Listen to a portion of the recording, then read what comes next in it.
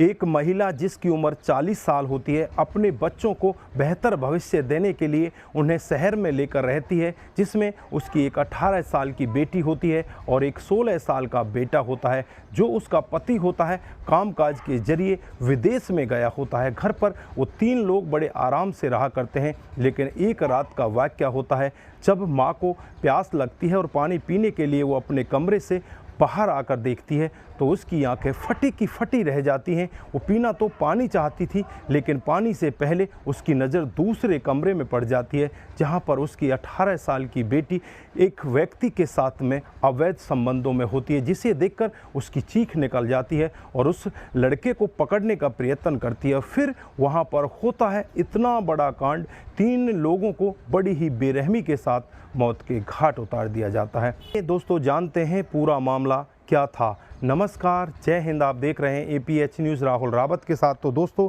आज की जो हकीकत की घटना आपको बताने जा रहा हूं, मध्य प्रदेश में एक जगह पड़ती है भोपाल। ये भोपाल शहर की ही हकीकत की घटना है। यहाँ पर एक संजय नाम का व्यक्ति जिसके घर में उसकी पत्नी और उसके 2 बच्चे रहा करते हैं। संजय जो होता है वो विदेश में कामकाज किया करता है। घर पर अपनी पत्नी को और 2 बच्चों को छोड़कर चला जाता है और उनसे कहता है कि तुम अच्छे से यहाँ पर पढ़ाई करो, मैं तुम्हारे लिए अच्छा खासा पैसा कमा कर लेकर आता हूँ। लेकिन एक दिन का वाक़या होता है जब राहगीर उस घर के सामने से निकल रहे होते हैं तो उस घर के अंदर से बहुत ही तेज़ी के साथ चीख सुनाई देती है। आसपास के लोग तुरंत ही समझ जाते हैं ये तो संजय का घर है, इसके घर से किस तरह की आवाज़ें आ रही हैं। जैसे ही दरवाजे के अंदर जाकर देखा जाता है तो उनकी आंखें फटी की फटी रह जाती हैं। एक महिला जो संजय की पत्नी होती है, उम्र 40 साल होती है, बहुत ही तेज़ी के साथ करहा रही होती है। लग रहा था कि इसको किसी ने बड़ी ही बेरहमी के साथ मारा है। उसके बाद जैसे ही थोड़ा आगे की तरफ जाकर देखा जाता है तो इसकी एक बेटी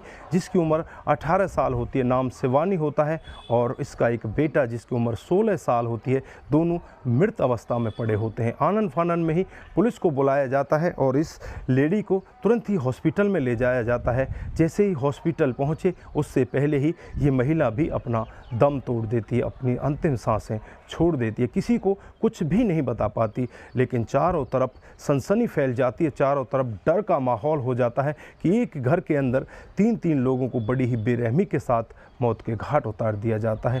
दोस्तों पुलिस अपनी जांच पड़ताल में लग जाती है। इन तीनों डेड बॉडियों को अपने कब्जे में लेकर इन्हें पोस्टमार्टम के लिए भेज देती है। वहां पर इन्हें एक कैंची भी मिलती है जो खून से लथपथ होती है। पुलिस अपनी जांच पड़ताल में आगे बढ़े उससे पहले जो इस घर का मुखिया होता है संजय, उसके पास फ़ोन करती है और उससे कहा जाता है कि तेरे पूरे घर को बड़ी ही बेरहमी के साथ मौत के घाट उतार दिया गया है। अब वो बहुत ही तेज़ी के साथ रोने लगता है। पुलिस उसे थोड़ी ढांढस देती है और उससे कहती है कि तुम्हें किसके ऊपर शक है क्या। फिर इस पर वो व्यक्ति कहता है कि साहब, कुछ दिन पहले मेरी पत्नी ने एक लड़का है जिसका नाम आशीष होता है और वो यहीं का रहने वाला है, उसके खिलाफ़ मामला दर्ज कराया था। वो मेरी बेटी को बहुत ही ज़्यादा परेशान किया करता था। फिर पुलिस एकदम से बिना कुछ सोचे समझे आशीष के घर का रुख करती है और वहाँ से आशीष को उठा लिया जाता है।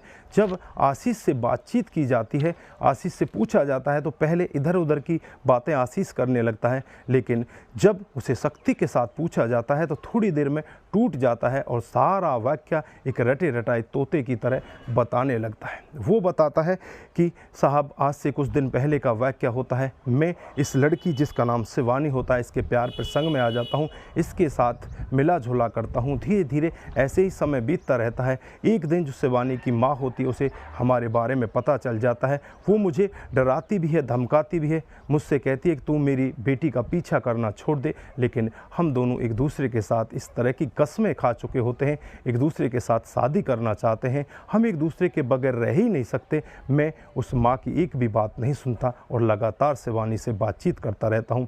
फिर जो शिवानी की माँ होती है नज़दीकी पुलिस स्टेशन में पहुँच जाती है और वहाँ जाकर आशीष के खिलाफ मामला दर्ज करा देती है। मामला तो दर्ज कर लिया जाता है, लेकिन उसके खिलाफ कोई कार्रवाई नहीं हो पाती।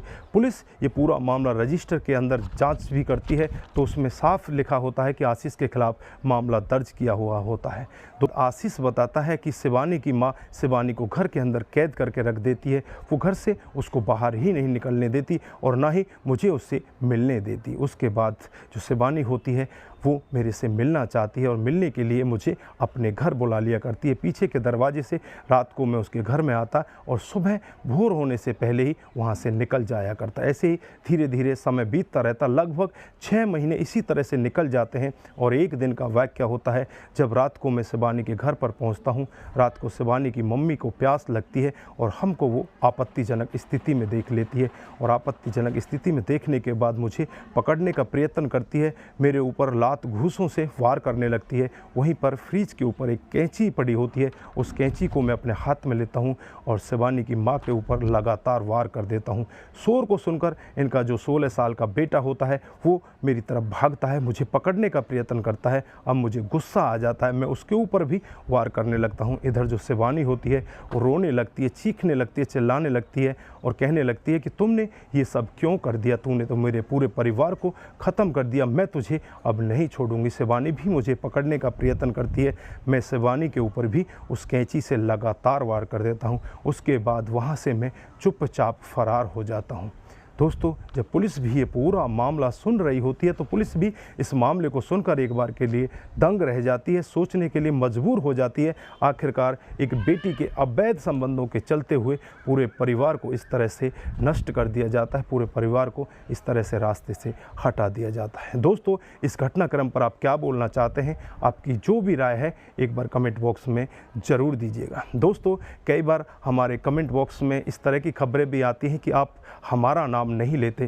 दोस्तों, कल से मैं एक प्रोग्राम स्टार्ट करने वाला हूं और उस प्रोग्राम में उन सभी व्यक्तियों का नाम लिया करूंगा जिनका जन्मदिन उस दिन हुआ करेगा। दोस्तों, आप सभी को जन्मदिन की शुभकामनाएं हमारे चैनल के द्वारा दी जाया करेंगी, इसलिए आप सभी कमेंट बॉक्स में जिस दिन भी जिसका जन्मदिन है वो कमेंट बॉक्स में ज़रूर अपने जन्मदिन के बारे में लिखें और अगले दिन हर वीडियो के साथ आपके जन्मदिन को सभी लोगों के साथ सेलिब्रेट किया जाएगा।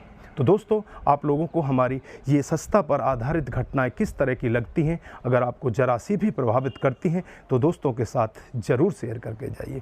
दोस्तों, आज के लिए बस इतना ही। फिर मिलते हैं किसी नए मूड के साथ। तब तक के लिए आप अपना ख्याल ज़रूर रखें, अपने परिवार का ख्याल ज़रूर रहें, सावधान रहें और ऐसे क्राइम को अपने आसपास ना होने दें। नमस्कार, जय हिंद।